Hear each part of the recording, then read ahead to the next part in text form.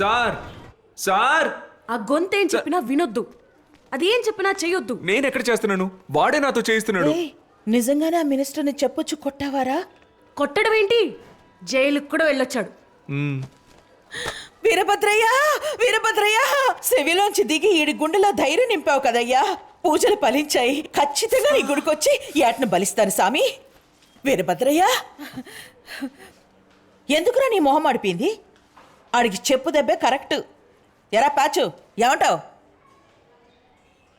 ఇది చిన్న విషయం కాదు.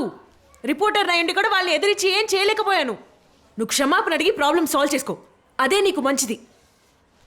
సార్ సార్ రేపు ఒక్క రోజు మాత్రం నా కథ చెప్పడం ఆపండి సార్.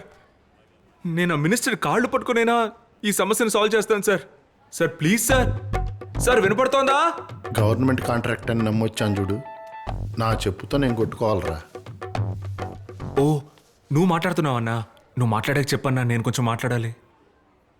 చాలా ఓవర్ చేస్తున్నావు.